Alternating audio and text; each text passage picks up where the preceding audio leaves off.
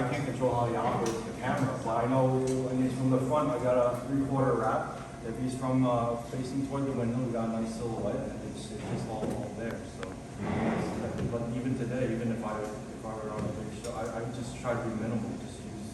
And again, like I've been pretty forceful with my AVs now. The time of day, it's like, oh, you don't have a budget for 18Ks and a Jenny truck and tinting the windows, then we can fucking shoot at this time, or it's not going to look right, and that's it. And then if you don't want me for the job, then peace out. I'm done.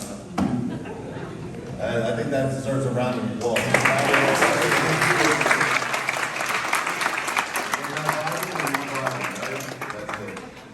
Now, Bill, you have another project, Rennervations, with Jeremy Renner, right? And in that environment, you were put into a lot of interview settings, right?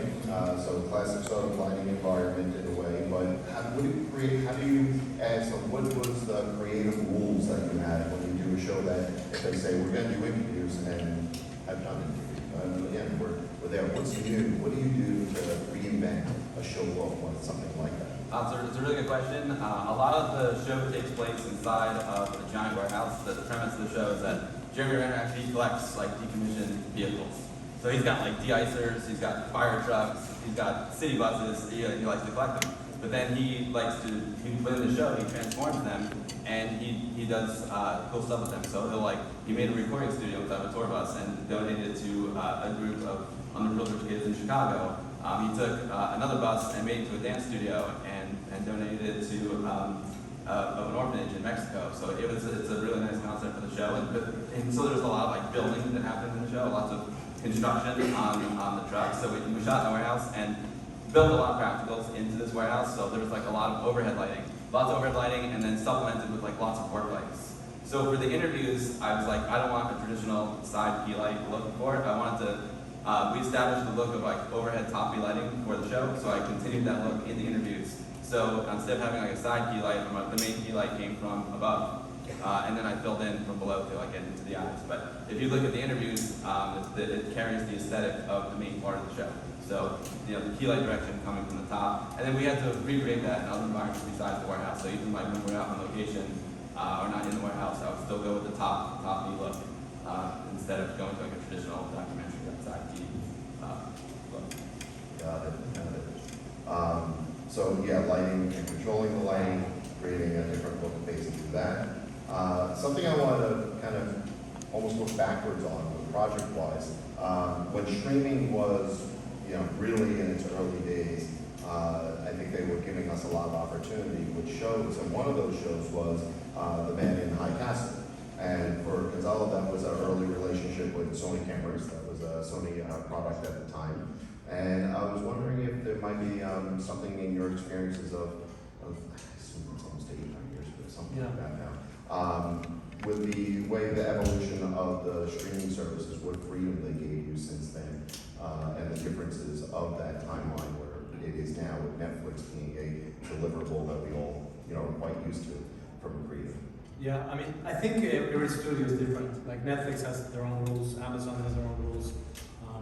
FX, which I recently did something for them, were also very different. So I think even though it has changed, some of them have very, Netflix used to be 4K only. You can only do 4K. I think they still do, which I think personally is kind of silly, but that's just my opinion.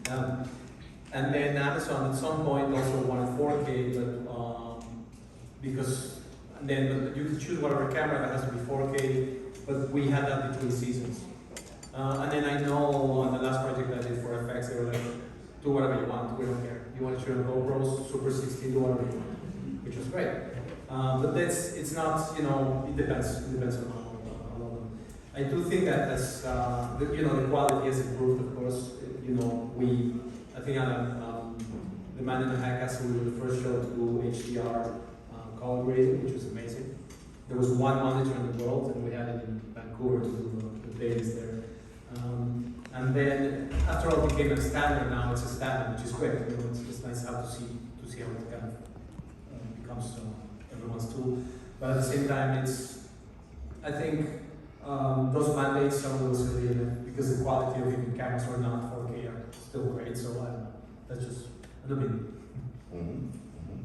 Yeah, I've been, and for Disney, Netflix, we finished in Dolby Vision, so that was a bit of a learning curve going from Rex over 9, and also like knowing that a lot of people are going to watch in Rex over 9, and there's also HDR, so I really had to pay attention to the highlights a lot. So with art direction, putting lights out the windows, I made sure that the stands were covered because you might not see them on Rex over 9, but you definitely see them in HDR. And I'm always checking the log as well as HDR monitor on set, just so I know what's going on. I want to know what like both audiences are going to see, whether you see it in HDR or Rec 7.9. And then I work with the colorist. I monitor in HDR and Dolby Vision when we're doing the grading. Yeah, the classic phrase of a thick enough negative, delivering a thick enough negative, coming into play, exposing correctly. Tinx, you and I were speaking yesterday about the spot meter still busting out, right? Yeah, so yeah, City EI, I mean, it's Sony's, it's right to the meter, if I, well, the 7 I rated at 1,000, but it's just base 2,000, it's like film, when you shoot Kodak and you can over-underrate it, it's the same idea. But speaking of spot meter, shameless plug for the EL zone system. Because even when I was shooting second unit on Think Anything, I was shooting while they were still scouting. They were really behind schedule. It just happened there was snow on the ground and half the films, blizzards, so they had to go. So I went out and my spot meter was key in terms of exposure. I didn't have a DIT with me. Most of the times I can use not a DIT with you. So you have to find exposure yourself. So I'm just, it was pretty simple for me. I read 3 stops over on the snow. That was my exposure. But with the EL zone, it tells you middle grade is middle grade, half stop over, half stop under, 1 stop over, 1 stop under, and all those stops. And it would be so much simpler if that was in all the camera systems. I mean, that's how the film days, that's how people got exposure without a DIT. It would be a game changer for the industry. It's not shameless. It's definitely a tool that we know we'll use. If you don't know, Ed Lockman is behind developing a number of manufacturers that would support this, and so you'll see it across at the vendor area. There are tools that are already showing this way of exposing, and hopefully it keeps developing. Yeah, for second unit too, it's great for doing pickups because it's not just getting the right exposure, but contrast ratios. The current system with false color, you have pink for Caucasian flesh tone, but what shade of Caucasian, who knows? And then green, what does green mean? But this now you understand stops. So if you have like half stop over for your key, and then your fill size, -3, -2, you know exactly what it is. So let's say you come back for a pickup, or you send a second unit DP out, you can match it to the T. There's no fucking, bullshit in post or nothing. It's just there. So yeah. There's a back issue of ASC magazine over the last few months that highlights this if you want to really learn more about the exposure system. Mike, do we have a process for Q&A? Can we do about 5 minutes of Q&A? Great, thank you. Nobody needs to hear my questions anymore. Let's bring it to you as a team. I'm sure we have some curious individuals out there. There's a microphone on the right side, or we can bring it to you. So let's try to organize some questions for this great man. Go ahead and raise your hand. My question comes to you. Hi. Can you describe the balance between creative interpretation and translating the director's vision to the screen, and how does that affect your workflow? what was the question? Finding the balance between creative interpretation and translating the director's vision to the screen. How does that affect your workflow and approach to the project? Does that start prior to like a little book originally, or do you make references together? Right, so it depends for them, for our father level. It's key to kind of, even in the interview process, you find people that have similar tastes. For the indies, you can kind of have the freedom as, you can be a little more creative as a DP. So, you can be a little, not pushy, but, you have visual ideas that you can really push. But I think you can speak more for the studio environment. You got a million cooks in the kitchen that tell you how something should look. To answer, it's very collaborative. I like working with collaborative directors who don't think they're Stanley Kubrick and control everything. And I've worked with those before, and it's not fun. It's like I'd rather not unless I'm paid. Well, of course, the business. That's it. Yeah, I mean, for me, you want to. Yeah. I mean, for me, it starts with the director and I look at different references. We come up with the visual language for the film, and then it's like, okay, once we know what we want it to look like for the show, then I say, okay, what do I need to pull this off? Which cameras do I need to use? Which lights do I need to use? So, and then once I know the equipment that I need, we figure out, we plan it out, like, okay, how do we do it? Like, how many days do we need? How much time do we need for each scene? So it's just a process. You start with, you know, kind of like your end goal, and then you take it step by step to get there. Yeah, I think the same thing. That for me has to do, when I'm shooting, of course, it has to do with the fact that I like to know what the director's thinking. So I'll do like almost like a page turner. I want the director to tell me the story. What do you see here? And then from there, I'll be like, okay, I have my ideas. I'll pitch the ideas, and you know that you have a certain amount of time to deal with the creative, and then you have a certain amount of time to do all the production stuff. So as soon as you can get all the creative stuff out of the way, the better. And then, of course, just keep it open for me to really keep it open when you're shooting. Because when you're shooting, you're going to see stuff that you didn't see when you prep, you know. You see that the actor did something, hey, what if they stand there instead of there, which the prep said they're going to stand on this side. So just keeping it open. The more you prepare, the more free that you're able to do afterwards. But for me, it's collaboration. If people don't collaborate, then for me, it's kind of pointless. Excellent. Yeah. We have time for one more question, likely. Right in the front row. I was wondering, like you were talking about full frame and different types of coloring. How do you choose your lenses when you're ready to shoot and your, angles? You're talking about when you're stuck in a tight room. Because I've been in those spots before where you had to go wide or short. How do you choose? Like, what's your process for that? Do you have to consult with your other AC or? I'd like to hear your thoughts. So coverage, but maybe you also add in the idea of the character that the lens may add to the film as well, right?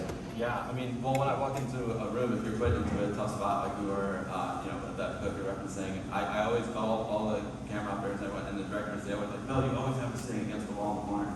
And I always do, because I try and maximize the amount of space. Lens-wise, I tend to, if you're shooting full frame, you have to use a lens that covers full frame, so that's the starting point. And then it's okay, what lenses cover full frame? And I've just gotten used to, I really love Area Signature primes, and I love those Precise Supreme primes. I've fallen in love with both those lenses a lot. And then if you're on a tighter budget, the Sony G Masters are awesome. Another thing that people don't talk about for interviews, again, this is kind of crazy for me to think about it, because I came up at a different generation, but the autofocus is amazing. Like when someone is on interview and they're going like this, which they do a lot, like you can block the eye autofocus onto it, and it's just awesome. It can do better than I can. I can't full focus that fast. So there's that aspect of it too. But yeah, I say just test the lenses, or you can go with like a vintage lens look. That's very popular as well. I love some of the Cook lenses, the new they're awesome. Sometimes I just go and want to do something crazy, and I'll go into like my dad's closet and like get an old lens that he had on his Pentax and use that. So it just kind of depends on the look that you want to create, and just test and experiment and have fun. That's the most important. And you choose the lens that you think is going to tell the story the best.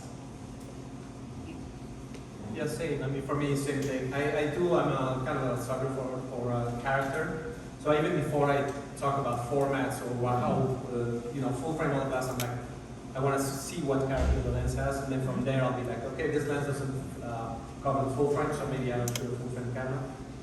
So I'll be going for the character first.